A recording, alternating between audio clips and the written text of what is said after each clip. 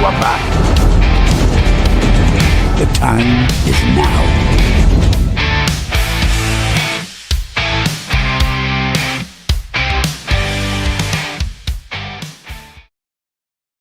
Well, here we go. Hello, all. Welcome again to NUFC Talk TV. We got the. I mean, are you back home? The King of Qatar. The King of Qatar is in his palace. Oh, he can't hear me. Hey, can you not hear me now, Roy? Okay, there you go. Because the music popped up late. Listen, this system sometimes the amount of glitches we have in the background is unreal. Good evening, folks. Welcome to one and all on NUFC Talk TV. Before we get into the Tonight Show, let's have a quick run of the housework and then we'll crack on. So we go, welcome to everybody that's watching across all of the platforms. Thanks to everybody that works in the background, do an amazing job. Don't forget, people, hit that like button if you enjoy the show. It just helps us get further as a channel to other supporters. Subscribe. It's totally free. Hit that bell for future content. We do lots of shows. So if you get the bell hit, you'll get a notification just before we go live. If you want to help us grow, you can become a member. It's a small fee. It just helps us get out there and produce more stuff. If you've got a question for myself, the King of Qatar, or the Mighty Win, then obviously put a Q in front of it or highlight it, do something different just so we can see it in the chat. Like I say, there's lots in the chat at the minute, so it's not always guaranteed. But if you want to guarantee it, then you can use the $, throw us a Talk TV super chat, and that will guarantee that message is read out and anybody becomes a member during the show, or any of our lovely members that gift them out there will also be thanked and highlighted. How are we, gentlemen? Are you glad the international is all done and dusted and it's back to normality? I mean, I am. I mean, I must admit, I've not been enhamoured by the international break. It was a decent match last night for me and the Mighty. But again, it was what was expected. Anything from you, Roy? I mean, anything that you've seen? Were you happy with Gordon's performance yesterday? Did you watch the match? Yeah, I was just telling Win, I hope he plays like that on the weekend. And it's going to be great if he keeps that form. So I hope he does. If I'm honest with you, and I'm going to put a hand on heart now, during the show yesterday, me and Win were discussing an ex-Newcastle lad. I thought he was unlucky not to get man of the match, if I'm honest with you. And I'll praise Gordon because I think he's probably the best that I've seen Gordon play in a long time, if I'm honest with you. Nice to see him get that finish away as well. That's going to give him lots of encouragement going forward. So that's a positive. But I did feel sorry for Elliot Anderson because I thought he bloody ran the show yesterday. Even to the point where if you look at him compared to Royce, he's supposed to be one of the best midfielders in the Premier League. He actually ran rings around him. Thanks, Warren. You're a star, buddy.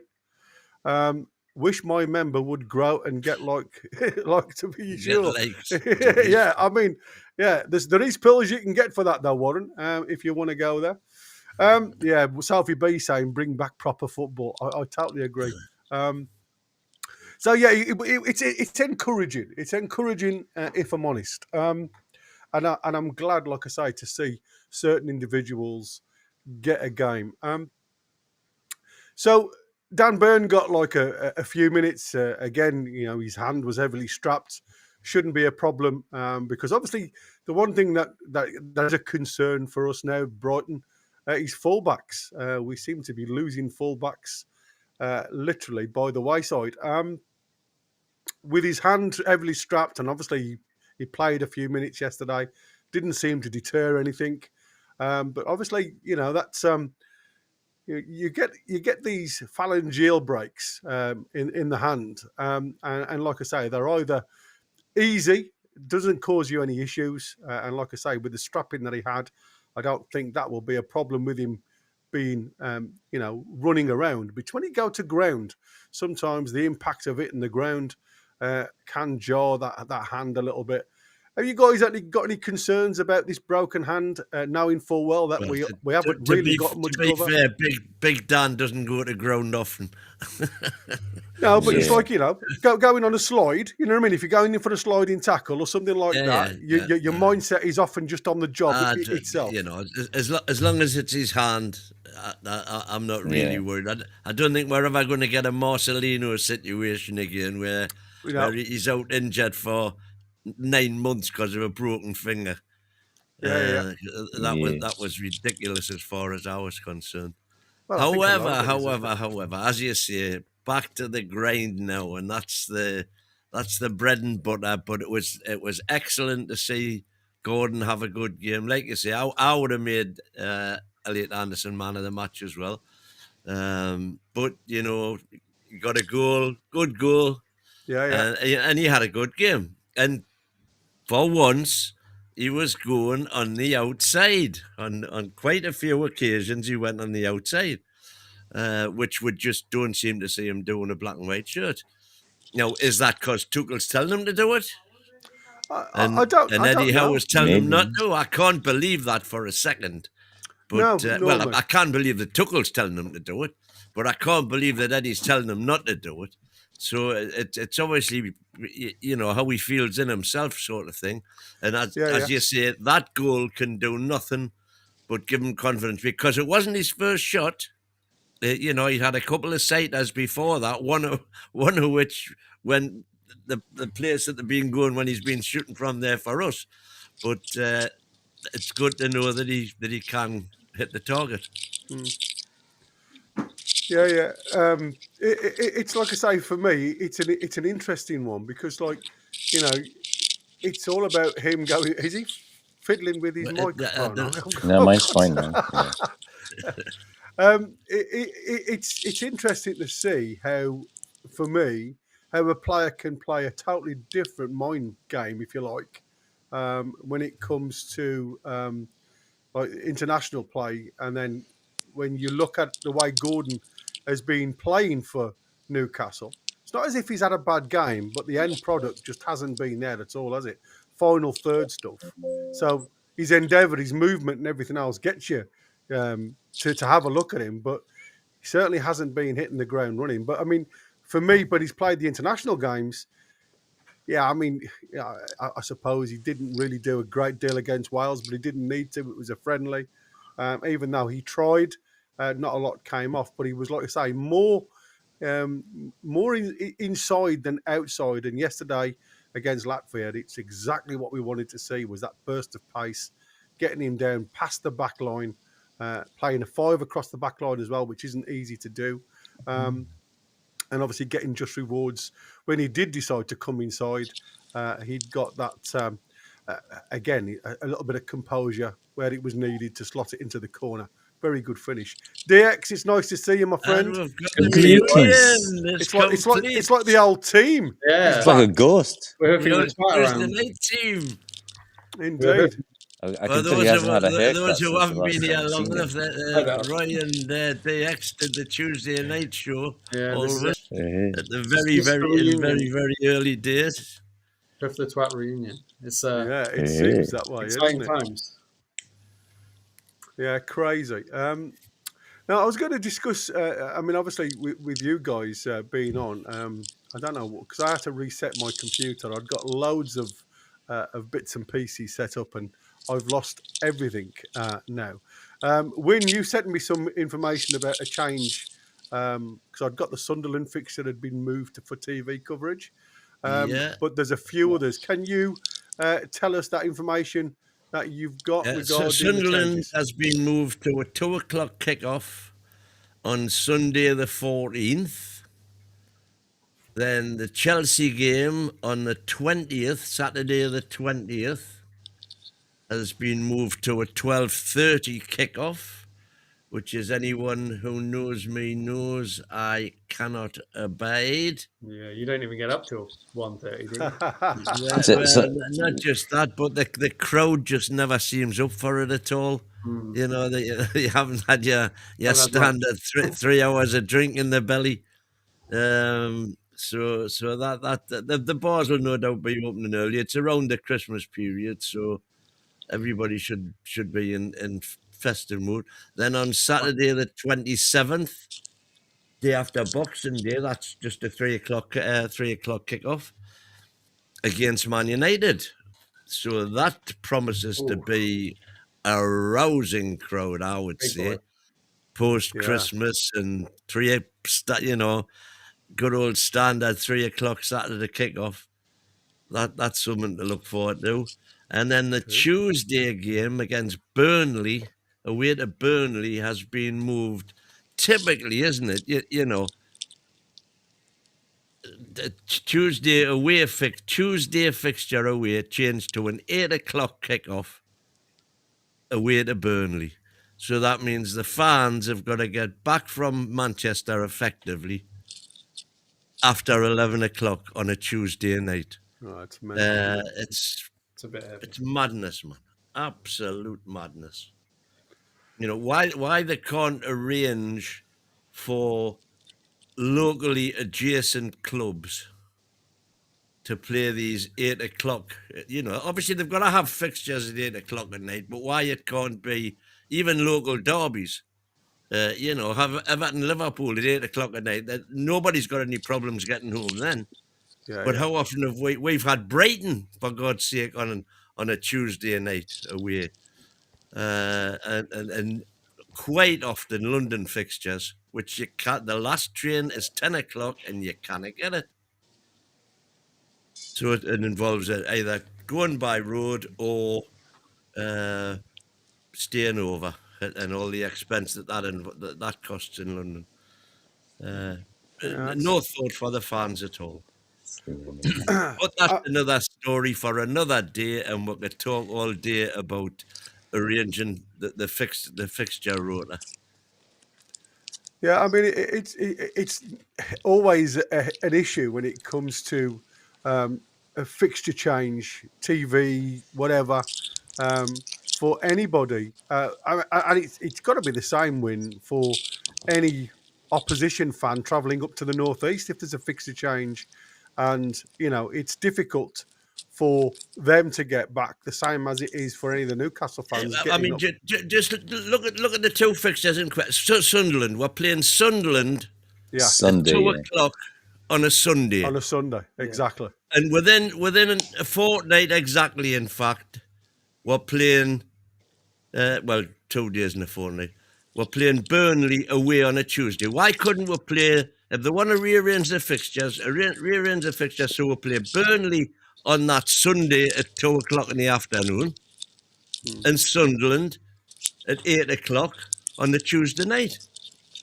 Yeah, it did make a hell of a lot of sense. The identical fixtures, 16 days apart, switch them around. The only problem with Sunderland, though, people will be drinking all day, and by the time it's 8:00, ooh. Yeah, but at least there's the Chelsea fixture on a Saturday. That's 12:30. So Chelsea fans have got from 5:00 at night. To get home. Yeah.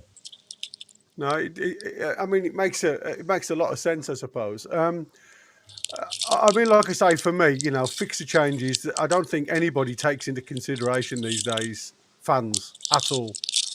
It's what suits them when it comes to, money and television. And like I say, everybody else, it's just a case of you are third or fourth down the line before they even consider you.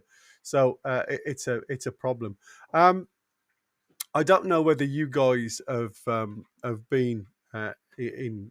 I mean, like I say, I haven't really given it much of a look. It was something that I'd seen in the background about the proposed salary cap that was coming in, and obviously now you've got the Manchester clubs up in arms because they're saying that it will actually break the Premier League, and a lot of the foreign clubs, once this salary cap comes into situ, which is being proposed very soon, it would mean a lot of the star players will obviously go back abroad. is it something that needs to change in the Premier League to make it more even across the playing field, especially with these new rules that seem to, embrace Newcastle itself and obviously just hold it back? Is this to keep everybody else on an even keel, or is there an opportunity for the Premier League to completely balls this up going forward? It depends on what they mean by the salary cap, and I've seen the headline saying they're having a vote on it, but does it mean a club salary cap, so that you're going to have an annual salary bill that you can pay for all of your players? Or does it mean an individual salary cap where no player can earn more than X?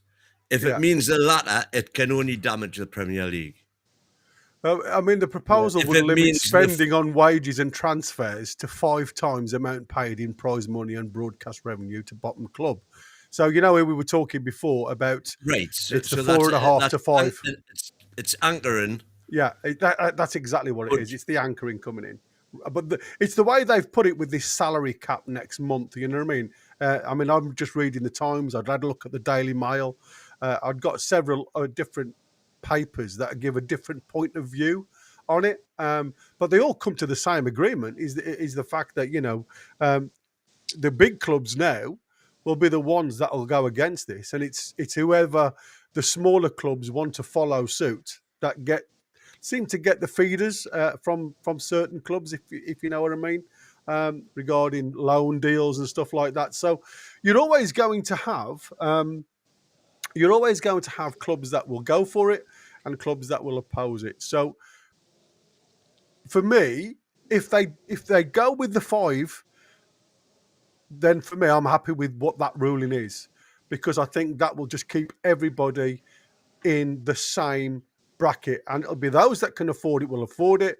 Those that are going to carry on the way they are will carry on the way they are, because they'll never ever be able to have that capital to throw in the headroom. And for me, with it being the bottom club, I mean, what did we say the last time, Rin? Was it something like 108 mil? From TV revenue? From TV revenue. That was Burnley? Yeah. So that would be that season only. It was Luton, I think. 108 million. Or Southampton it was last season. That was the lowest earner last season was Southampton. Yeah, because these have based it on Sheffield United, which is what the 23-24 season, which was 109.5, and that would have worked out to 550 million. So there you go, 550 million to spend on transfers and salaries, or just salaries. Because the original anchoring proposal, based on the multiple, and if you're saying it's 5.5, I'll take your word for it. The original proposal was that was going to be a total spend on salary and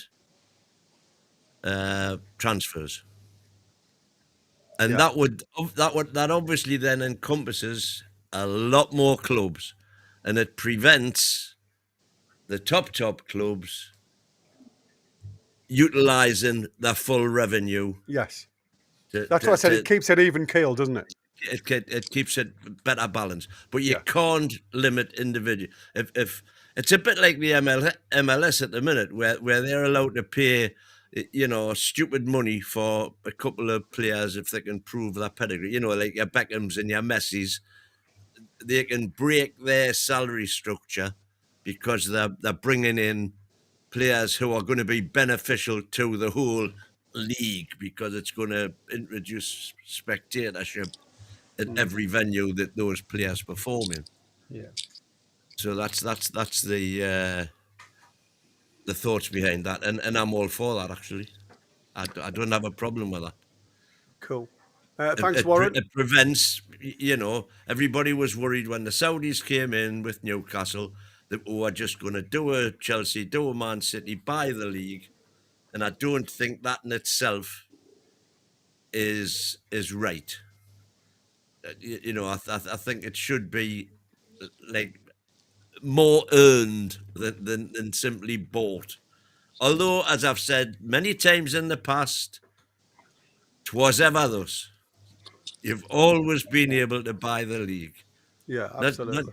just the Yeah. Premier League. Way before that, the Yeah, yeah. biggest spenders got the most points. They always have done, always will do. Thanks, Warren. Before I come to the guys at the bottom there, just is Hoof the Bull and the Taj Mahal looks lavish. There you go. I mean, It's Hoof the Ball and the Taj Mahal. oh, yeah, looks Yeah. lavish. I mean, that's what I said. It's why they call him the King of Qatar, you know. Yeah. He's Yeah. in his palace. So, what's your guys' thoughts then, Roy? I'll start with you. What's your thoughts on this new proposal? I think they're trying to mimic what's happening in the US with the MLS and NBA and American sports.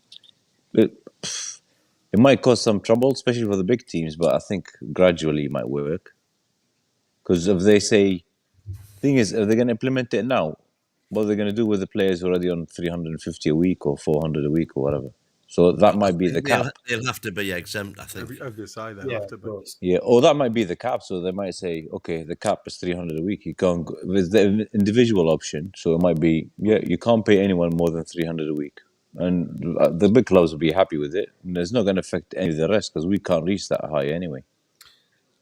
Yeah. So it's not going to change much. Might But actually benefit us. Well, I mean, the only worry is if we implement it, and let's say La Liga don't, aye. so then and PSG don't, you know, the other massive clubs, will they simply take all the best Premier League players?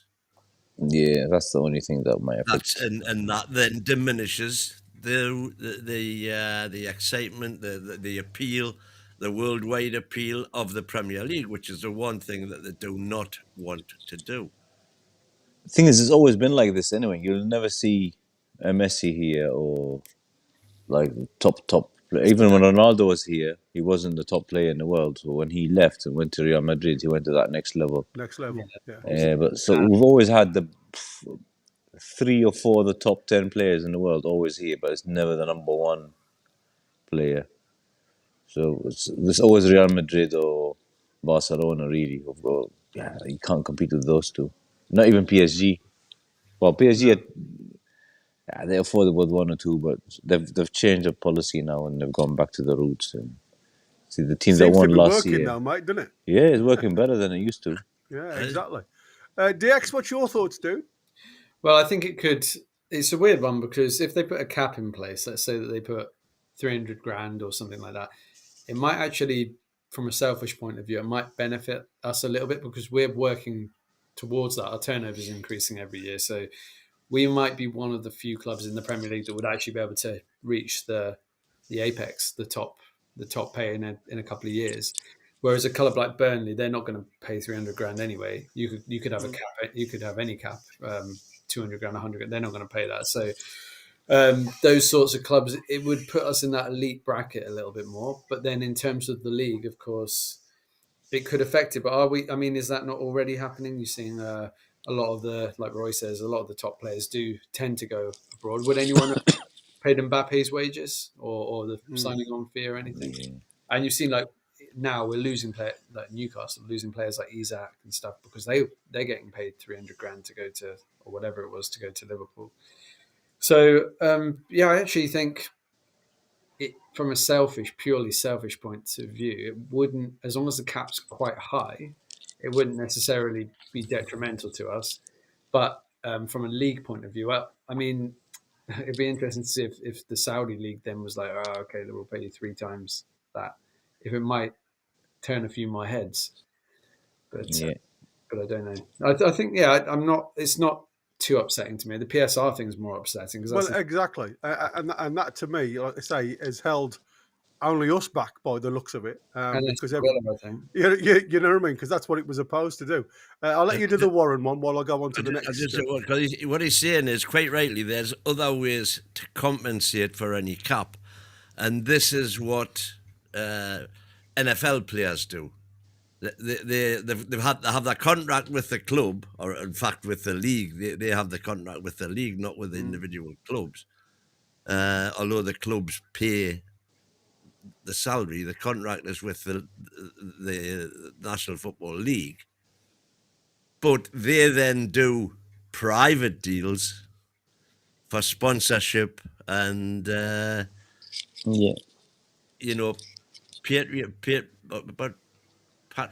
patronage. Yeah, patronage. That's a word and a half, isn't it? Not heard that one.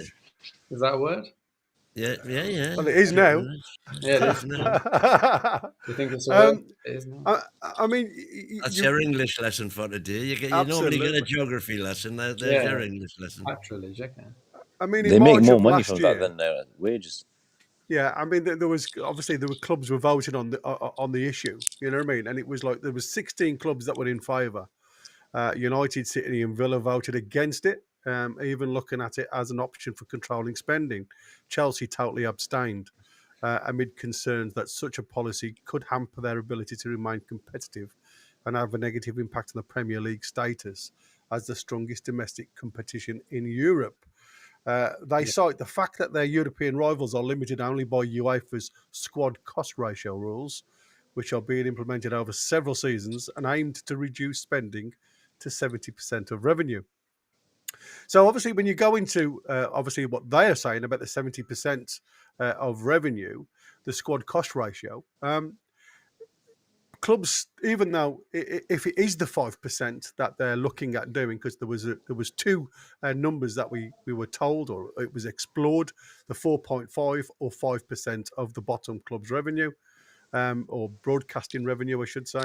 So those that are competing in Europe still have to be careful and comply by European rule. So it's not as if it's an open door or an open gateway to go in there and say, right, I've got £550 million to spend now, because that will still give them an issue when it comes to the competitions. So it's not something like I said, it's not an open door for people to go and spend, for clubs to go and spend. They've still got to be careful. And we've been in this issue before where we've sold one of our good assets because we were in the mire. Don't want to be there again. Well, there you are. Michael Mick is jumping on that theme. I would like to see more homegrown players given a chance. It might mean that we'll lose worldwide fans, but to be honest, I don't care. Local fans would become more important to clubs. So that's one view. And then we've got James Cuff really putting the cat among the pigeons. Salary caps only work if all the European top leagues have the same cap. Well, I would argue all the rest of the world as well, but never mind. I also think it only works in a league where you trade for players, not just buy players. In other words, where you have the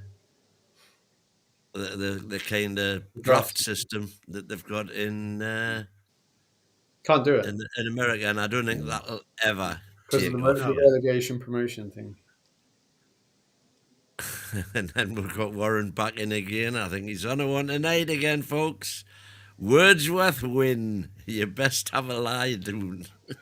All right, let's have a look at some of the start that's in the chat, and then we can move on to some of the reports. Like I said, this thing's going to be happening sometime next month, and I think it's going to be during again, this is what I've read, I don't know how true it is, during the next international break, which is just around the corner, where clubs and officials will be able to go and have a meeting and discuss this new rule that's coming. Just to interrupt, sorry, Gary. The under 21s are now losing 2-1, having been 1-0 up. Yeah. Cafell actually scored the opener, didn't he? And then unfortunately, but again, it's men against boys. And it's been a bit of a dull game, if I'm honest with you. Certainly haven't hit the ground running tonight. And I suppose that goes back to what you were saying before. You know, when there's certain individuals that seem to be really pushing themselves going forward in the under 21s. But there's a lot of these so-called limelighters that aren't actually setting the world alight yet. And like I say, it's still early days. I mean, you can't just write them off, whether they can make it to that next level in the Premier League, but it's a massive jump. Yeah. Go on, mate. What was you saying? Oh, nothing really. No, I was, it's interesting with Sanusi, isn't it? We've loaned Sanusi out, who's supposed to be one of our best young players. And he can't even get on the bench, can he? He's gone to the French second division or something, but he can't not even in the side. A lot of them aren't. Yeah, we were talking about this morning, and one of the first priorities of Ross Wilson and his new job should be to get a new loan manager. Yeah. Because it's been apparent for a long, long time now that I don't know what plans or thoughts go through Shola's mind, but patently, whatever he's doing isn't working. You can argue he's had one success out of all the players that have ever gone on loan. Minte has been one success. Well, I suppose you could argue two if you said Elliot Anderson going to Bristol. Elliot Anderson to Bristol and Minty in Feyenoord. And was he around when Armstrong? That was quite a long time ago, wasn't it? Adam Armstrong went to Coventry, was it? He scored a load of goals. Blackburn? Oh no, that's after he left. Yeah, so not many though, is it? It's a handful. It's 2 or 3. Warren's having to go at you now, DX. He's saying, let the brush see the hair. as opposed to... You've got to love the locks. You have got to love the locks. There's a couple of rumours running the mill now. Graham Bailey's out there with West Ham. Don't want to lose Lucas Paqueta in January, and they don't expect anyone to make a significant offer in the new year. But he's obviously been a player that's been on the radar. Is Paqueta somebody that you think would be good for Newcastle, or probably not? I mean, obviously, you look at Ramsey. He's still getting the game for Brazil, so he's doing something right. He's a very good player. I mean, we were talking about that link-up player between midfield and the forward line, and again, you saw with Bruno, you've certainly got a player that can, has got the vision for that ball to be played through the channels.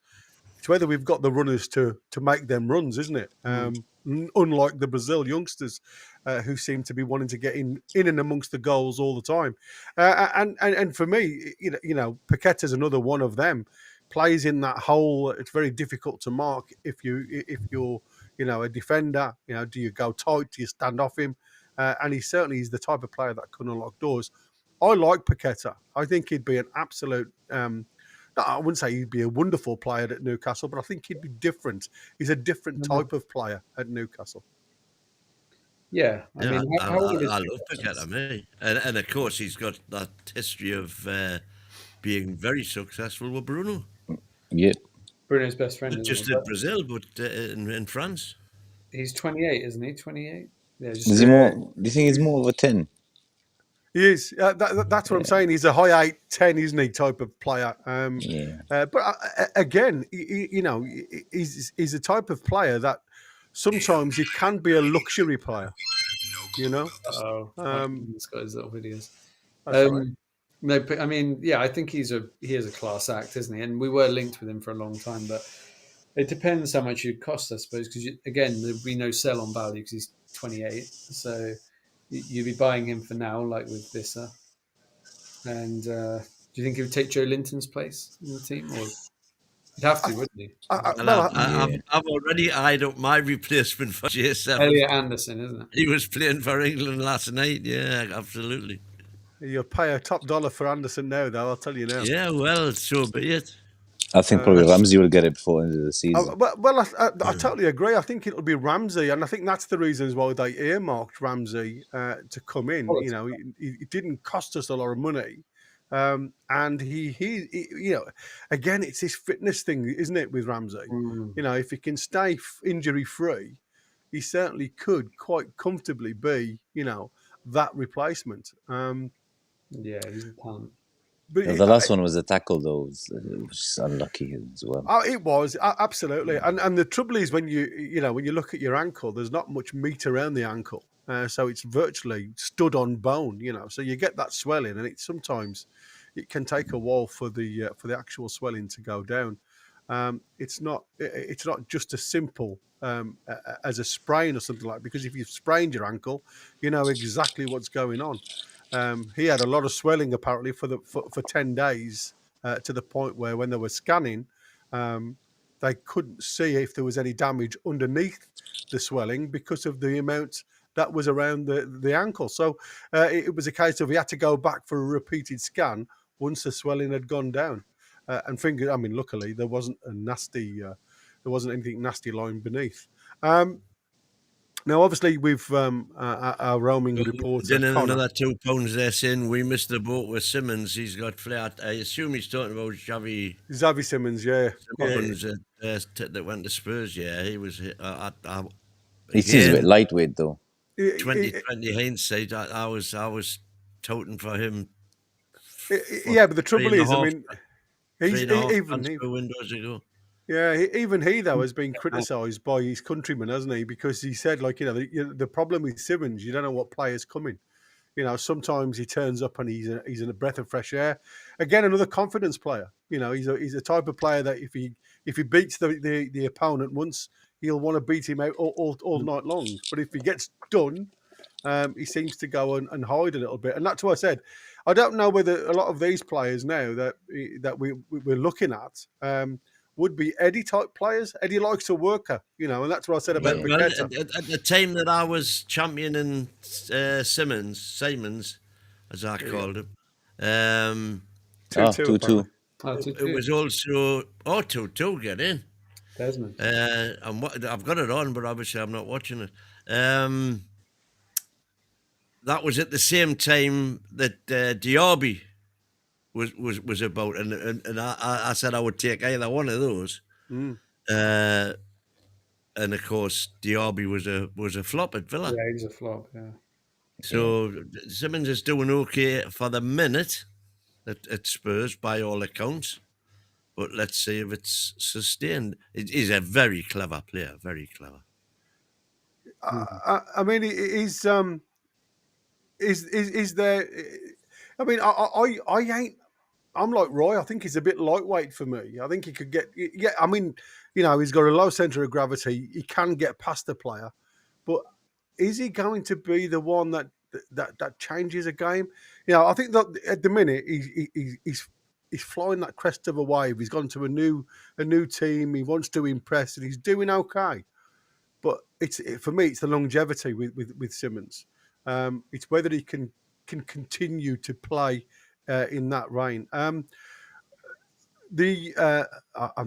Again, outlet Bolovip reporting, and Newcastle are very keen on signing Millonarios FC's 20-year-old Nicer Villarreal. The Colombian forward has scored 5 goals and 1 assist in 5 games at the Under-20s World Cup. Okay. Newcastle has held initial talks with the player over a move and said the player as an ideal replacement for Will Asula. So the Asula thing's lurking. So this is the thing. The Will Asula scenario seems to be gathering a little storm, if you like, because he's not happy. He's obviously not having any play time, and it seems as though there's been a discussion beyond the scenes. His attitude has changed somewhat over these couple of appearances that we've seen. Seems to have got his head down a little bit more now. He's not the Jack the Lad that we've originally seen. He seems to be trying to change his way, but it certainly looks like there's a move to Frankfurt with this. When it was an option to buy, it's more of an obligation after the loan period now at Frankfurt if it goes forward. Don't forget, this was obviously scuppered the last time by Al Rumayyan, who said that it favoured Frankfurt more than it favoured Newcastle when the initial interest come in the summer. So it was literally stopped at the 11th hour because apparently he was already over in Germany and was told to come back, wasn't it? Because or loan him out because with Wissa's injury, we'd be really up the creek now, wouldn't we? So I think Certainly would. this worked out okay. Warren Dillon's back in again. He's saying, Gary, doesn't every player thrive from confidence? Which is a fair point, I suppose. Well, it is, yeah, absolutely. But that's what I'm saying. More than others, I think. When you look at it, and let's look at Harvey Barnes, because to me, Harvey Barnes is that player. If Harvey Barnes goes up against a fullback and beats him, he seems to step up his level of play. So that's what I mean by a confidence player. But if he gets stuck or if he gets tackled or he just finds it difficult to manipulate the system of the opposition, he dithers a little bit. And that's what I mean by a confidence player. I don't mean every player will go out there thinking that they're worldies. It's a case of once they beat somebody, it gives them that extra drive to go and do it and repeat it. But if they get held up by any reason, rinse and repeat. It sometimes stalls them within their tactics. So, but yeah, you're absolutely right. Confidence is a massive thing going forward. You're a star. Thank you so much. Some players more than others, I think. Some players can just get on with it. That's what I would say to Warren. That do you want to come and say good night quickly? Come on. Take a knock on me. Come on. Come and say good night. Hey. Bye. Look, okay, the boy in... They're all coming in. The elves already. Jeez. They're Santa dolls. The elves on the shelf. Get some black and white spray paint. Yeah, exactly. I did say that. Why isn't he in black and white? They won't have black elves in the house, apparently. It's my lad's 16th birthday tomorrow as well, so it's been a bit hectic. They've all been downstairs making birthday cake. God. It's everywhere. I have got a job to go and clear up after this. To be fair, interesting couple of points. I mean, the lad again. You start thinking about some of these players that they're looking at. This nice Villarreal. Plays attacking midfield, can play striker, can play left wing. If you look at where he is, I mean, he's not really giving you a massive amount of ability, if you like, for a 20-year-old. But for me, it's a case of, I know Chris was talking and he highlights the Brazil, South American leagues a lot of the time. It seems as though, you have to produce the team to support the player, and if you, the reasons why I'm saying that, you look at Hendrick. I mean, when he went to Real Madrid, Hendrick come as this new bright star. He's a fresh-looking 18-year-old kid who was going to come and literally tear trees out of the ground, and he's done nothing. You very rarely. I mean, he struggles to get into the side. I mean, to the point where he was linked with us for a loan deal, and I think he himself has said no to that one. He wants to stay and fight for his place. So, I wanted to ask you guys, because we've got Bruno and J7. I mean, obviously, Bruno's transition into the side would have been a lot easier because of J7, and I'm hoping that any other South American lad comes into, if he does come to Newcastle, will have a similar transition because of the lads from Brazil that are already here. As long as he's not Argentinian. Well, that's the thing, isn't it? Yeah. Well, hang on, but this one's Paraguayan, isn't he? Colombian, I think. It's Colombian. That's worse again. Yeah, I was going to say he's Colombian, isn't he? Yeah, Colombian under 20 that he's playing for. So it reminds me of when Bobby was the manager, and he was signing all those Argentinians and Paraguayans and Pasadas and Acuna and all those guys. Cordone, Acuna. I like Acuna. Gavilan. Yeah. Struggled with Laga, though. I'm going to say, yeah, he's Logger with his middle name on it. Oh, Mansfield have missed the first penalty in the shootout. Hey. So it's 2-1 to Newcastle.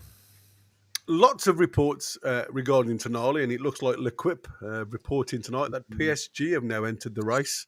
I don't like it. For a summer move for Sandro Tonali and ready to make a bid.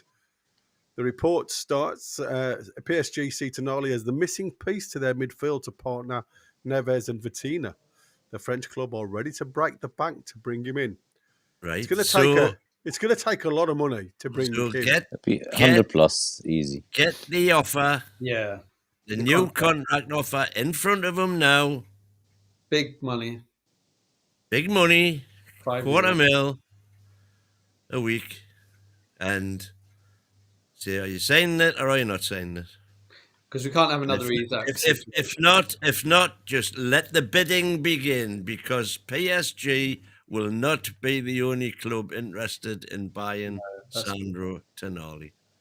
I mean, we don't want another Isaac situation, but I hope that's the last thing we want, and we don't even want the uncertainty about it all.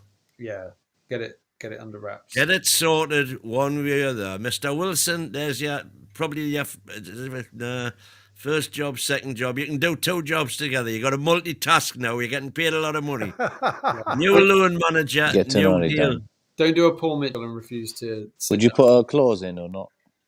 Yeah, I think that's bound to be. There's got to be a clause now. Just make it 130 or 40 at least, and then I think at least if they match it, and then we know that we're happy for them to go for that much. I think you should at least give us one more year though, because of all that stuff. The first season. Well, he might feel he owes us that. Warren Dinnan's back on his. Thanks, Warren. He's upped it to a $5 now to get his point across. Spending all his I understand that. In other words, he understands that we are saying all players are confidence players, but Simmons mucked up twice, and it still didn't deter him from influencing the game last time out. He's only 23, and he just thinks we are missing that flair. Well, as I said, I would have been quite happy to see him come here, because the flair that and we'll love a flair player. Let's be honest. That's what I'm saying.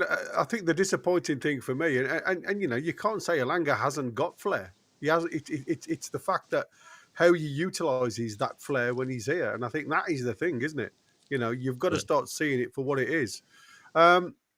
I think if you want, I can take your live to Mansfield now. It's 4-3 to Newcastle. Stick it on the screen for a second. To take the final penalty if it scores, and he does. So Newcastle win. Newcastle. There you go. Well Newcastle done, boys. win the penalty shootout and go through to the next round of the AFL Trophy. Excellent. Another one. And it shows, by the way, how hard it is for under 21s to play against big teams, adult teams, shall we say. Yeah. When last night, the Bradford City side that we beat 3-0 in the Carabao Cup. 4-1. 4-1, was it? It was 4-1. I 4-1. It was 3-0, but sorry, that we beat 4-1. Yeah. That same team beat Everton under 21s last night 5-1. Really? So it's a big gap. It shows the difference in class, but different levels between under 21 football and first team football. Yeah, it's true. So the lads have done very, very well there tonight. Very well. Decent. Yeah, and to be fair, if you think they're missing Leo Shahar from the team tonight, because he's been left out of the under 21s. The fact that he was left out does kind of suggest. Yeah, he'll be obviously involved on the weekend. Involved at the weekend in some form, you would hope. He'll be on the bench, won't he? But to be fair, I like Shahar. I think he's certainly a level-headed young man.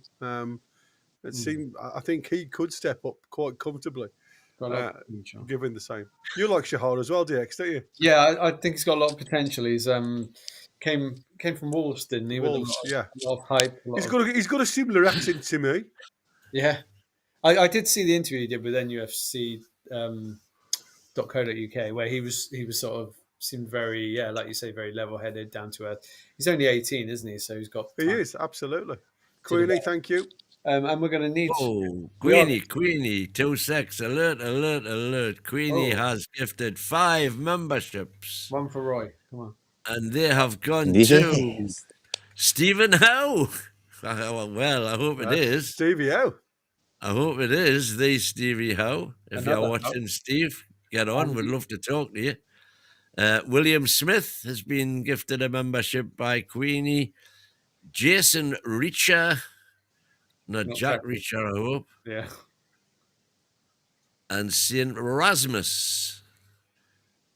That's 1, 2, 3. Well done. 4. That was nice of Queenie to do that. Yeah, that's the 5. Thank you, Queenie. Thank you, very Queenie. generous. Very generous.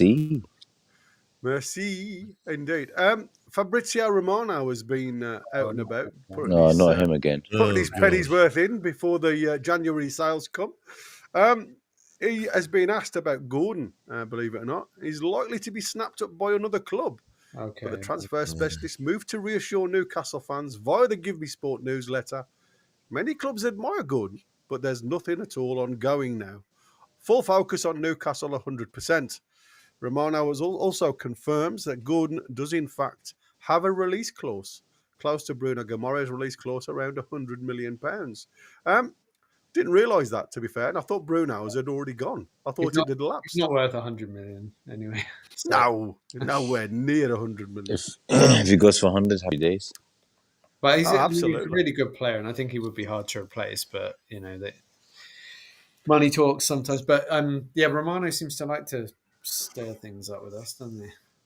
Yeah, he does. And again, the name that seems to be doing the routine at the moment is Semenyo. Apparently, it's I heard that. been common knowledge now that the fact that he has got a release clause, the reasons why he signed his new deal was a demand by the player's agent that he has a release clause within that deal. Not so sure what that release clause is, but he seems to have taken the Premier League by storm this season. He certainly seems to be putting himself in the shop window. Lad I admire, to be fair, because like I say, he can play both wings, and he plays both wings at the same level. He unlike ours that play well on the left-hand side, but you put them on the right-hand side and they seem to disappear somewhat. Turn into Miggy. Yeah, is Semenyo somebody that you guys would be interested in if the release clause was, a decent price? Well, I feel like maybe the horse has bolted a little bit, unless we did sell Gordon or someone, because Elanga probably was that signing to do that. So, well, there's still a lot of talk that Villa are very interested in Harvey Barnes. well, okay, I would look as a trade-off, Barnes and then going out and Semenyo coming in for me would be an upgrade. So, I'd be happy if that happened. I'd be very happy if the price was right. I think he's going to go for 100 plus. Really? No, he's got a release clause. They said It's probably 100 as well. It's probably 100 plus. Yeah. I Sorry mean, about that. I missed that. But When your neighbour wants to borrow a wrench. I wouldn't that. it's usually a cup of sugar, mate. I wouldn't touch him for 100 million. They had a flood yesterday. Was it raining? No. No. It was a flood in the kitchen, wasn't it? Oh. Well, it was coming through the ceiling. Emanating in the bathroom. Anyway, that's by the by. Did I hear you just mentioning Semenyo there when I came back in? Because I would love Semenyo, yeah. You can sell anybody. Pick a winger, sell them. And give me Semenyo. Well, we were saying Harvey Barnes might possibly be the one. If you well, I mean, there's simply no comparison between the two. Yeah. None. I was going to ask you. He's better than all of ours. Better than all of ours, indeed. Yeah, and I'm including. I'm including. But if Gordon can get back to 2 seasons ago, Gordon at that level. Obviously, I would change my tune then, because then what it would be like to have an informed Gordon and an informed Semenyo, that would be unstoppable. we're not. I don't know whether you heard. Did you know that? Ramona's reporting that Anthony Gordon's got a release clause, the same as Gilmore's. Yeah, I did. So 100 million. I did see that report, but again, and I have the banter with Chris about Romano and how he's got his sources and da da da da. Nah, I did. Warren's in again. He's in twice, I think. The neighbour needs a wrench. Is that a euphemism? No, simply neighbour needs a wrench, and he was in, I think, before that as well. Well, there's one coming in. Maybe not. Oh, that was the one I think I saw. Yeah. Which I didn't quite understand.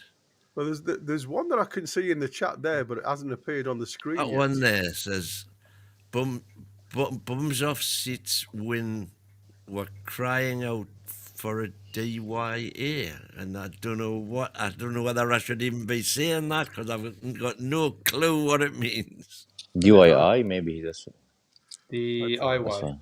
No, a deep line. do it deep. yourself. DIY. This is like, This is like, give us a clue. I'm going to say, anyway, yeah, 2 syllables. Thank you for both super chats, it's Warren. like some sort of cryptic crossword.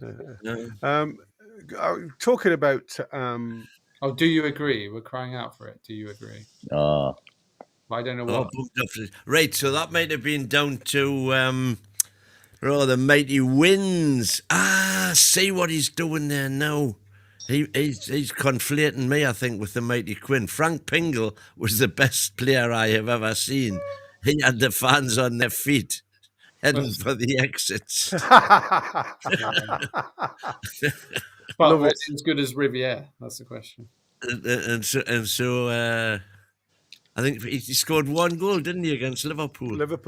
Did he? Aye. That's not. Yeah.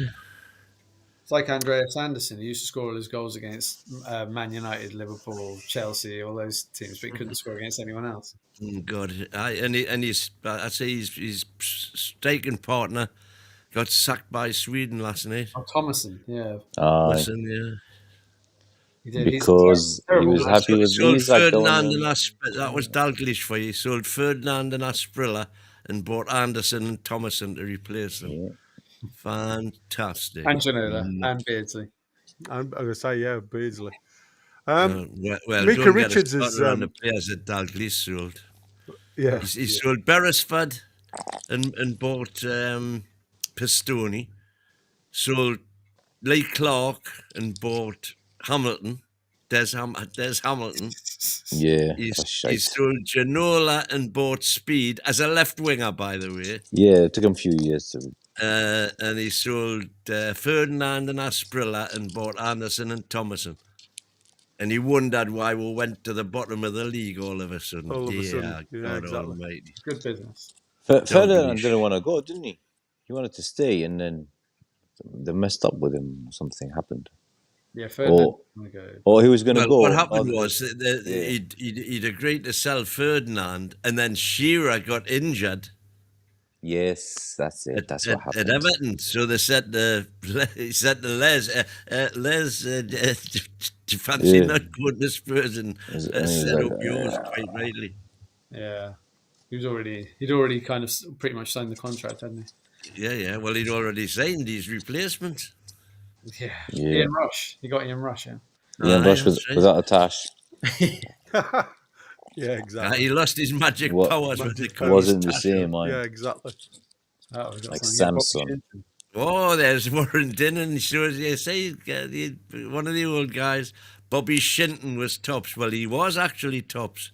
He was our top goal scorer one season with 7 goals. Wow, Jesus. 7 the whole season. 7 in the season. Shelby was our top scorer with 6 goals one season, wasn't he? John Joe Shelby and under Steve. Well, as I say, Bobby Shinton was top scorer. We signed him from Wrexham. Crazy.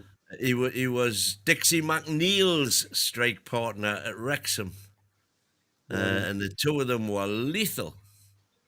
This was when Wrexham were probably in the 4th division at the time, but I mean, they were getting like 30 goals each. phenomenal. And we got. I thought he was a better too, but he just wasn't first division standard. Yeah, there's a big gap. He was tricky, but he wasn't strong enough, really. God, a player that But he was. I mean, that squad that Bobby Shinton played in was horrible. It was one of the worst we've ever had. But does it make you appreciate the modern day? Of course it does. Yeah, Modern's good. Because this is one of the best squads we've probably ever had in terms of the depth and. It's in terms of the depth, I think it's probably the best. Yeah. Bobby always argues that the entertainers were, but bear in mind then, you only had to have 3 substitutes. That's true, yeah. So, it's a completely different ball game. Yeah. When apparently, Park Sung-soo apparently has done a pass of a lifetime in the equaliser in the 92nd minute for the under-21s, according to a lot of the rumours going around. I haven't seen it. I didn't see any of it.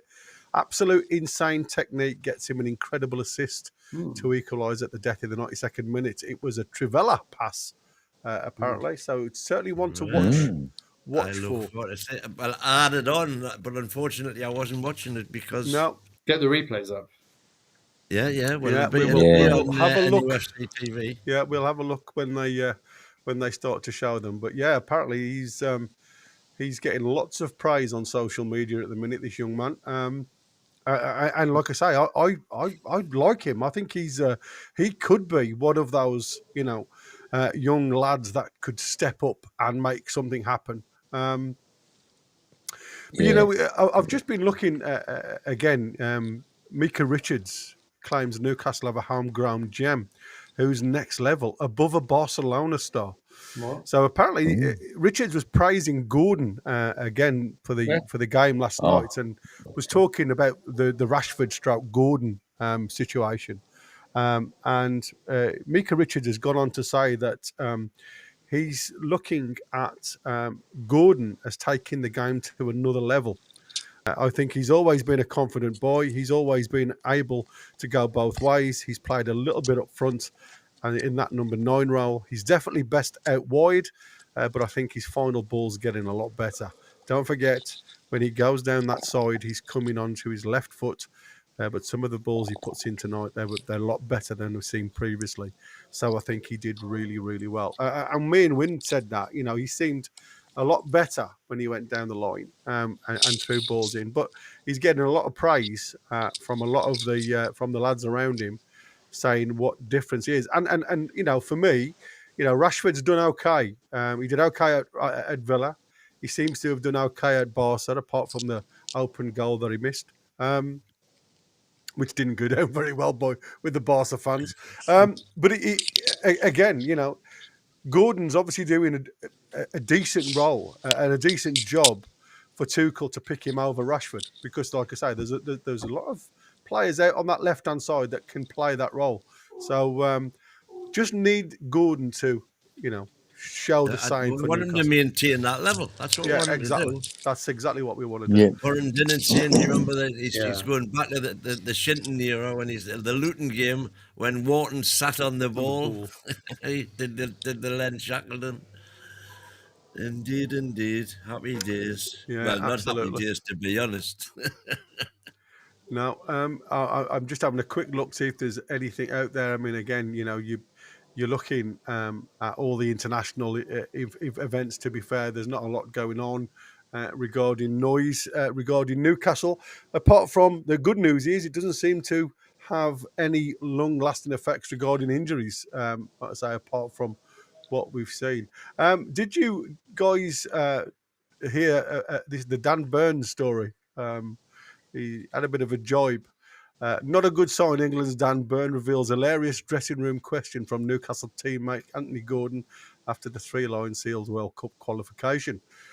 England defender Dan Burn revealed an hilarious dressing room question. 3-line Seals. Why are they repeating it over and over again? It just makes no sense to me. Courtesy of a brace from captain and star Harry Kane. England secured their berth in the World Cup next summer in the 2 games to spare. But what was the bloody question? Why did they? Oh yeah, here we go. Anthony Gordon was asking why we kept playing songs about America. Dan Byrne gives an insight on the celebration. So I don't know whether you guys have seen this. Apparently, he's been talking about playing songs, and Anthony Gordon has questioned why we're playing. And obviously, the World Cup's in America. That's all it was. So apparently, it completely kerfuffled Anthony Gordon because he hadn't got a clue why all the players are playing songs or American songs. That's all it was. It's an own goal. That's £2. You're on the sauce again, aren't you, Warren? Be honest. He is. Peter with Catching a Collie full-length memories. I've got no idea. No idea about that one. Peter with Catching a Collie No. Peter Shilton. No. Peter Shilton catching a collie. Peter Beardsley, maybe. No, not Beardsley. You're going to have to elaborate. That sequence of words doesn't. I'm trying to think how many Peters we've had. Beardsley. I'm trying to make a sentence of it. You paid your £2, so you get it shown. Oh dear. I know you guys were on at lunchtime when you were talking about certain things about atmosphere, and you were obviously saying that you've seen some good atmosphere. Chris was saying there's nothing better than the South American atmosphere, and he put obviously the Flair situation up. I don't think that you would ever see something like that in the Premier League, if I'm honest with you. Obviously, they banned it for a reason because of the fires and God knows what. But again, you think about taking a lot of the videos that I saw what Chris was putting up there. I didn't see many youngsters in and amongst the crowd. I'd be frightened to death to have had my kids by the side of me with all those flares going by. It looks great, but I'm not sure I'd like it myself. What you've just sent me an image. What's that about? Dangerous. You can. What's to stop somebody aiming one of those? Well, again, I watched it. You talk about the Turkey. He was talking about the Turkish game, and there was a game. I think it was Besiktas and Galatasaray, and they'd set the fireworks off and the flares and everything else. And I tell you, I think I saw the first 45 minutes. I think I saw the ball twice because of the smoke. I mean, it was just unless there's some movement, it's got to spoil it. Well, again, that's only my opinion. I don't think you need flares or anything like that to have a good atmosphere. You were talking about war flags. So again, I missed some of it because I was busy doing jobs. So what was the final thing about the war flag scenario with you guys? Well, we're just talking about whether they should just be taken over by, for the Toon to do it, for the club. Oh, you mean for the club to pay for it? You mean rather than the contributions, rather than have to go for contributions? And I'm sort of saying, well, no, I quite like the idea that it's for fans. It means that they can pick the subjects, they can choose the themes, whereas if the club do. Because, as I said, bear in mind, it really started with the Ashley Out flag. That was that's where it all come from, wasn't it? Yeah, that's where it all come from. But can anybody explain that to me? Because I haven't seen that before. Oh, there you go. And that was his goal celebration. Just one of the comics characters. Shooting, isn't it? Yeah, shooting. Yeah. An arrow. Is it looks like a rifle. A sniper. So who's he? But because he's been criticised, hasn't he, for his shooting, finishing. His finishing has been appalling. Because and again, if you me and you commented on the one that he threw over the bar in a similar position to what he scored in. And again, he got it all wrong and he skied it. And again, I think even he was frustrated. But there's been a hell of a lot of critics out there in social media and the papers saying how bad and how poor his finishing has been. And I think that was literally just him saying, well, there you go, there's my sniper's rifle. You know, I've got you in my sights and I've tucked it away. That's what I believe it is anyway. I'm not 100% sure. That's what it is, yeah. So I mean, it's definitely the way he's holding the barrel. You can see it's a gun as opposed to a bow and arrow. Because I thought it's definitely not a Harvey Barnes job. No, that's true. Actually, yeah, Harvey Barnes. I'd never seen it before. I've been sent the highlights from Connor. I'm just having a quick look at what. Under 21s? Some goals, yeah, there were some goals against Mansfield Town. Mansfield scored a couple of nice goals there, to be fair. But I was just trying to find what the Rebona. So somebody said it was an own goal, so I'm not sure. A nice bit of skill. What I mean, like I say, I look at some of these lads. Oh, the penalty.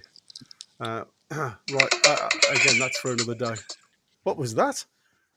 I don't know. That was me. That was me trying to play the video as well. Oh, right, you're playing the video. We'll have a look at that. We'll get that assist up for you for the breakfast show tomorrow. Indeed. Well, I'm saying the breakfast show, the daytime show. Lunchtime show. But like I say, there is very little news out there. To be fair, I'm trying to rack my brain. Again, you guys were talking a lot about what I was going to bring up tonight, and it literally is the only thing that's changed is the fixture change, and you've already mentioned that. And obviously, they talk about a war chest. I don't know whether you guys spoke about this war chest. 250 mil. Yeah, the 250 mil war chest that seems to be out there. Again, this is all from Lee Ryder, and there seems very, very little news coming out of Newcastle, apart from, like I always say, if there's no news, it's good news. Yep. But that seems to be the way we go. Did you see the new CEO playing football? No. Has he got the he decided to go and have a play with the locals, walking football. Got him. Hang on, excuse me. Warrington, he's saying it's Peter With. He caught the collie dog against Blackburn when the dog ran on the pitch. Run on the pitch, yeah. The dog ran on the pitch and Peter With rugby tackled it. Yeah. Got you. So that's what he's on about there. And then he's back in again. And for the record, all he's had is 4 cans of Guinness. So there's no excuse. Exactly. Only. Yeah, it's but is it 0-0? It'll not be bloody. It'll not be 0. It'll not be supporting the club sponsors. That's for sure. Absolutely. So yeah, I mean, like I say, it is pretty. You'll get another one down your neck and keep on. Yeah, you keep on coming. What else is that? I'm just having a quick look to see if there's anything else out there. It doesn't seem as though there is. Anything that you guys want to talk about before we say au revoir? The Brighton game, perhaps we should have a little tinkle about that. What do you well, this is your team, of course, isn't it? You're going to say this is. Well, I did used to write about them a little bit, but they're not my team by any stretch. I was being facetious. Yeah, I know. No, but I don't know. I think it'll be. I think it's one of those places we never seem to do well. We get a draw now and again, but we don't seem to do very well there. We struggle. I would take a point just because. If memory serves me right, wasn't it a fluke goal the last time we won there? It was Diarme, wasn't it? I think. Yeah, Diarme, outside of his foot, wasn't he? Yeah, just. Kicked. But was it Tiote Cheek who miskicked it? No, on the 18-yard. I think it might have been Atsu. Atsu, was it? Yeah, it might have been Atsu. That he miskicked it. I remember him miskicking it, and then it goes to the outside of his foot, and it loops over, doesn't it? Into the top corner of the net. Into the top corner, yeah. Crazy goal. Yeah. That was was that 2016? 2016, 17, maybe something like that. Yeah, something like that, wasn't it? Yeah, 17, I think. Crazy to think that we haven't won there since for all this time, nearly 10 years. We came up with them, didn't we? That year, and we drew last season. We got the penalty, didn't we, Isaac, at the end? But yeah, we've had a few shockers. And BS in the cup with Gordon's red card. Away, we've been poor against them, really. Chris is in the forum. Mohamed Diarmi, Toon legend. For some reason, he's one of Chris's favourites. God knows why. He wasn't a bad player. He was good in the Championship. Oh, he was rubbish. And he was quite good with Shelby for one season in the Premier League. But his best season was that Championship one. Yeah, he was quite good. Yes, that was the best. I think that was his level. Look, he kept Mikel Merino out of the team, so yeah. Look at the difference now. Yeah, but yeah, I think didn't he get man of the match for Spain? Is it 5 out of 6 games now he's scored for Spain? Really? Yeah. He's on a He's on a right roll at the minute, Marino. He's a good player. It is an interesting one when you talk about Brighton and how look at him here. Sean has put in his bank details, which he obviously isn't, just for Warren Dennen. If he's throwing the money around, throw it there. I look at this, and we were talking the other day. I mean, I'll try and do a deep dive tomorrow in the Brighton game, but I do believe it could be psychological. I think there's something there that where we don't ever seem to play well at the Amex. I don't know what it is, whether it's the ground, the stadium itself. I'm not sure, but it has a bit of a cloud over us, and I think it's psychological. I think the lads go out there with it. To me, it seems as if they go out there not to lose rather than go out there to win. We end up losing. Yeah. We have a problem with Bournemouth, Brighton, and to an extent Everton. For some reason, those 3 clubs we can't seem to. We occasionally beat Everton, but we seem to really struggle with the other 2. I don't think Fulham and Brentford. Yeah. It's that group in the middle. Yeah, the cluster of teams in the sort of just below us in the table normally. And Bournemouth now. It's been about 5 years now. Mate. We got a 0-0 at Bournemouth, didn't we? I was quite happy with that. I was like, okay, we'll take that. Yeah, so was I. Just and there was a lot of negativity around that result. And I said, listen, Bournemouth are a good team. And by the time we'd finished talking, they were 3rd in the league after about 6 games. Yeah. They haven't played quite a few, they just beat Chelsea away, I think it was. I think they'll tell. Yeah. I think they will. They normally do, don't they? So they shouldn't have lost against Liverpool as well. Came back from 2-0. That's right. Liverpool did that. The normal look. They had all the luck they were getting against us. Where there was last minute winners, and now they've had 2 last minute losers. Yeah, which I think is very lovely. And Salah. Lucky team. Your video seems to have gone down well with the fighting one with Chris that you've mocked up. Well, I haven't mocked it up. That was down to Geordie Dan's got a new tie, apparently. Yeah, he's very clever. Very clever. I suppose Connor's just put in. He just sent me a message. Minte versus Dan Burn. Obviously that's if Minty plays because he's not been grounded at all yet. Do you think that we have a problem at left back with the likes of Minte against the likes of Dan Burn? I mean, it's a bit of a difference, isn't it? And if you remember the last game where Minte scored against us, it was down that left-hand side again. But last time he scored against us, the fault was Tino Livramento and Tonali. They both went the wrong way and played him onto his left side, so he had a free on his. So can't be any worse than that. But he's a very good. I think it's we're in a bit of a difficult situation, aren't we? Because Hall, obviously, we don't know what's going on there. Tino's going to be out for 6 weeks.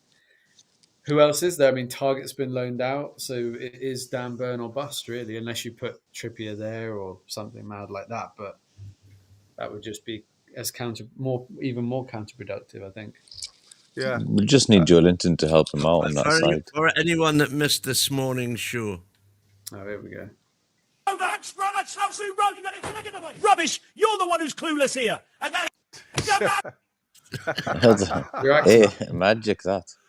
It's quality. I saw It's it come off. nonsense. How Fabulous. do I?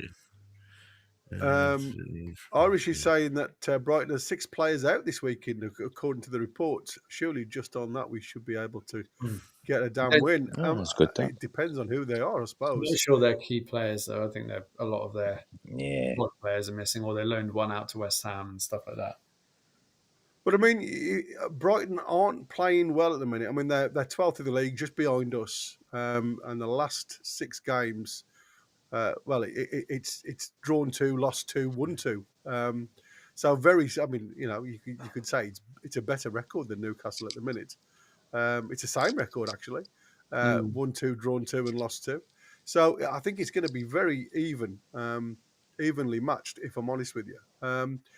But a draw against Wolves. Do you think that is a good result for Wolves for Brighton away? I mean, yeah, it was at Molineux, but the way they're playing at the moment, it's not a bad result. It's not a disaster, but it depends where they see themselves being. I suppose they're just content just to keep being 8th or 9th. I think every season. Mid-table, yeah. There's no real push. But if I was a Brighton fan, I would be livid, me. That Tony Bloom just appears to have no ambition at all. He's quite happy making fortunes from selling players and maintaining, comfortable safety. Yeah, but you see, for me, Brighton are very similar to Newcastle. They seem to play against the big sides. They seem to be really point blank when it comes to the big sides. If you look at their just take into the last few games, they get a draw against Fulham, then they go and lose to Everton, but then they beat Man City. That's weird.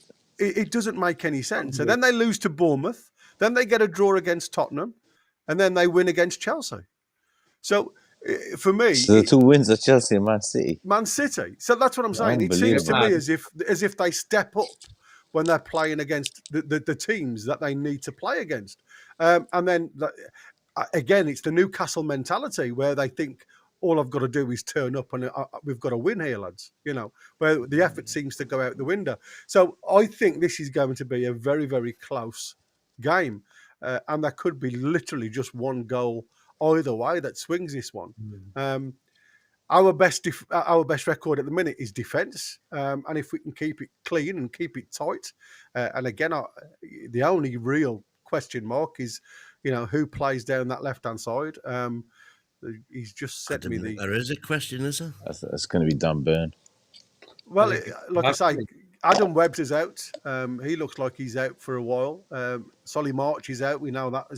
Jack Hinshelwood's out. Joel Veltman and Mitoma. Now, I was told that Mitoma could be back. His return is the 18th because they reckon he's training because he had a foot injury, and they reckon he's at the minute 75%. Veltman's the same. He's being assessed. He's training now at 75%, but obviously the rest are classed as unavailable. So, like I say, there is a few players at the minute that won't be able to. But again, Mitoma has always been a bit of a thorn in our side when he's played against us. He's a good player. But he's on the left. You're saying you think it'll be one goal either way. I think, strangely, it'll be either 1-0 to Brighton or we'll go to town. Really? I think if Gordon's got his act together and Voltemada can perform the way he's been performing, if Bruno can perform the way he played for Brazil the other night, even though they got beat, Bruno had a good game. I think, we're due to give somebody a hiding. And I think that this. Yeah, this but do we look like giving anyone a hiding? Really? I mean, Forest we were better, of course, but we haven't. Well, like I say, we could have, well, that's the last evidence we've got. Yeah, And but we I could think have 2-0 was fine. comfortably had 6 or 7 against Forest. Do you think? Well, I'm not sure about that. Voltemade would have had a hat trick. Sells made 3 world-class saves, man. Okay, we could have maybe won 3-0, but I think 7-8-0 is a bit of a push. I think it could have been 5 or 6. Voltemade could have had a hat trick. 3. He should have had a hat trick, yeah. Yeah, he could have had I'm trying to remember. But that's No, the Joe side Linton of his missed a goal couple. as well, so he could have had the 4. Joe Linton missed a couple, didn't he? But I'm trying to remember the Voltemade ones. One set Oh no, he hit on the the bar, keeper, didn't he? Yeah, he hit the bar. hit the bar as well. Sells pulled off how we saved them. I've got no idea. Rebound He as pulled well. off a couple of good saves. So yeah, like I say, you're saying where's the evidence? And it was the very last game. Yeah, there you go. Dan Burney's going to be hampered with a broken hand. He relies on holding on to the opposition I to be know that. competitive. Did you hear that the other day? How did you break your hand? And he said, I think it was when I was trying to grab somebody. Talk about shooting yourself in the foot. I mean, it could quite easily have said, oh, well, I fell awkwardly and, did my hand that way. But no, Crazy. I was trying to grab somebody. I mean, like I say, it is going to be an interesting one because, again, as we've seen lots of teams do, now in our fullback situation, Forest seem to do it later on in the game. To to stroke his pussy. Well, that's at least he's got a pussy to stroke, I suppose. If you look at it, for me, Brighton, if they do the homework, should isolate Burn. That's as the opposition coach, you'd be looking for it, wouldn't you? I would say, bring it on. Yeah, well, that's what I'm saying. And Dan Burn, he'll know himself that is exactly where they'll look at. And it's whether we've got that. It's whether Eddie Howe looks at making the tactic work to suit us rather than us, play the tactic that Brighton want us to play. And I think at the end of the day, as long as we get cover, and that obviously would mean the likes of Botman's moving across to cut off that channel. You make some noise sucking that drink, mind, Roy. I know. That's almost done. Foxy's taking me to task. Without Tony Bloom, where would Brighton be as a club right now? Absolutely nowhere near. For Wynn to say the fans should be fuming with him is laughable, honestly. All I'm saying is, kudos, absolute fantastic congratulations to Tony Bloom for what he's done with Brighton. But having got them there, he's continuing to sell all his quality players when he doesn't need to.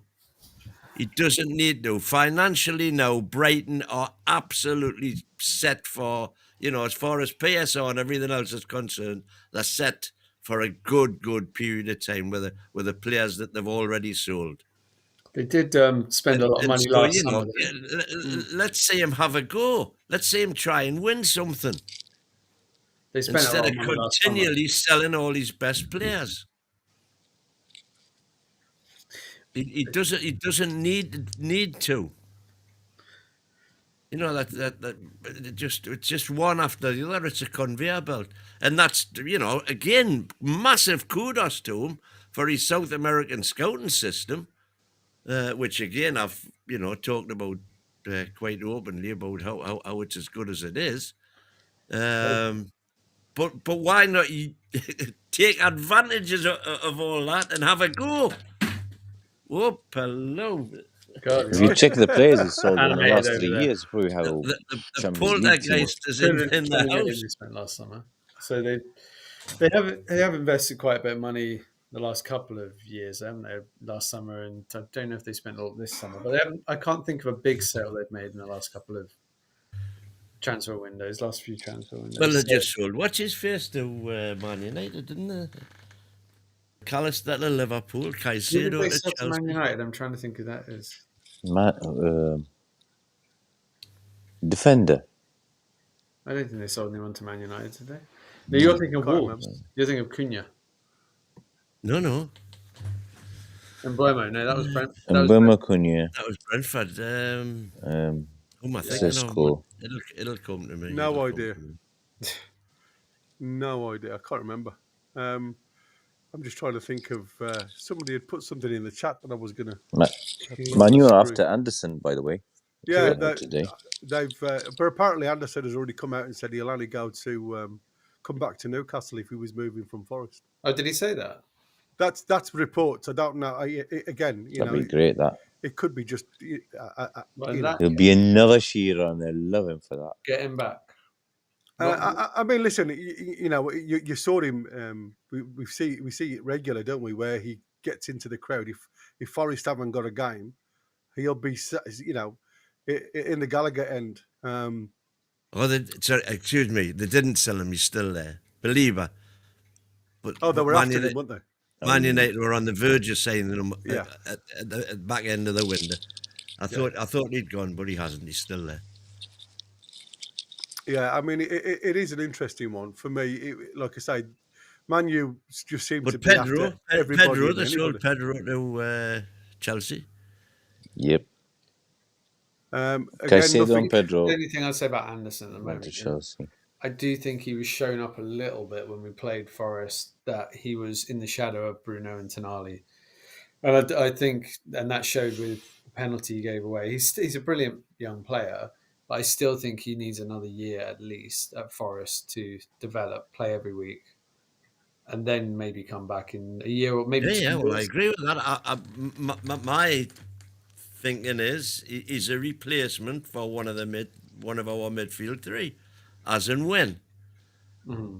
And okay, it means we're going to have to pay a bit more to get him A lot when he does come. But Chris is forever going on about release clauses and how Bruno could have a release clause that says 150 million, but if it's Real Madrid or Barcelona, 100 million.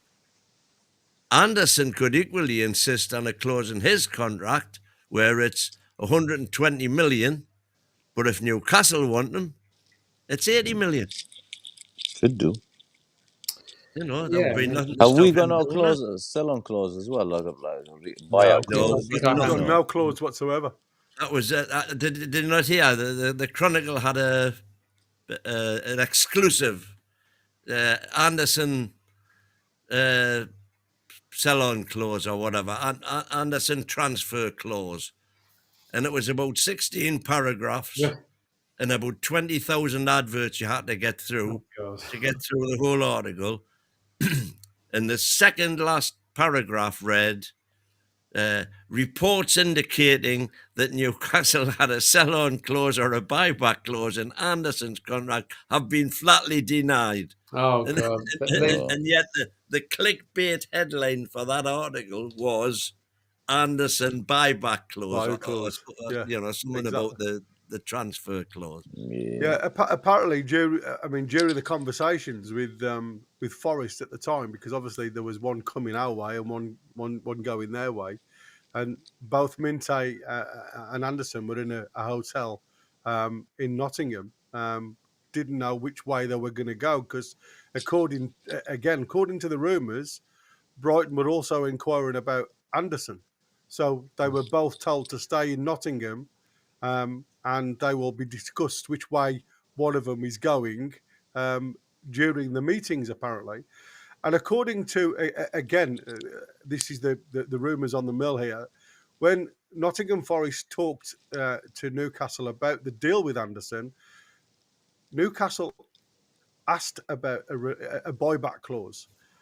And then straight away, as soon as the buyback clause come in, they took 10 million off the price, which would have put us still in that PSR issue. So it was a case of, at the 11th hour, we needed to get this deal done, even though we were spending a hell of a lot of money on this keeper coming the other way. When you cross the T's and dot the I's. Yeah. it does seem to me as though, like I say, we did get the rubbish end of the bargain, because when you look at, what we had from Forest and what we gave Forest in return, it's chalk and cheese, mate. Yeah, we've effectively got 18 million for Anderson, because Vlachodimos is on our books now with 27 million. It's daylight robbery, and it looks like Sevilla are only willing to offer £5 million. Yeah, and according to the rumours, doesn't even pay his wage, his amortization. No, God, and that's why I said, for me, it's a case of keeping him on the books, and just keep loaning him out. That's what I would do. That's so simple. That's what you've got to do. Yeah, I mean, what's he on wage wise? Is he something like 60 million or something? 60 grand a week, apparently. Yeah, stupid money. Same as what Dubs was on, I think. Quite a lot for a third choice goalkeeper. Yeah. I'm just having a quick look to see if I've got it written down. I haven't. Warren's back in again. I don't know what Bogey's been saying in the chat, but apparently he'd make a great Santa. Dear, after tax, crikey! You look at some of the wages that these guys are on. Yeah, it's scary. It really is. Yeah, 3 million a year, right? Well, I tell you what is scary. If you look at Arsenal's wages, honest to God, I mean, I didn't realise that Voltemada was on 140. Ramsdale, I knew was on 110, but I didn't know Jacob Ramsey was on 120. And then when you go down, towards the bottom part of the pile, Malik Chow on 66, Joe Willock's on 80. You know what I mean? We've got to get these guys off the. Joe Willock on 80, bloody hell. On 80, according to form, yeah. That's crazy. Yeah, but Chow got a big rise to get to 65. Yeah. He would have been on 20 or something in Milan. Yeah, he was. He wasn't on a great. Was it something like 28 million, 28,000 or something a week? Yeah, so he's doubled. I still think the hype at the minute about Chow is all because he's newfangled, and we'll see how I think he's got a mistake in him. I will say that. I can see, because of the way he plays on the edge, there are going to be mistakes. But I don't wish him bad at all. I hope he pulls trees up and goes knocking on the door saying, I want 150 because I'm worth it. I hope he is. Yeah, I mean, he's replaced all this talk about Botman and Chow being the best centre-back pairing in the league for years to come. I've yet to see the evidence of that. They've done very well though in the few games they've played, but I think he's replaced Kelly, hasn't he? Lloyd Kelly. So yeah, that's what I look at when I do the comp. Well, I see Lascelles, to be fair, but yeah, but I mean, same difference. Because Kelly's doing okay now. Kelly's having a good season. Very well. He's scoring goals, but it's defensively awful.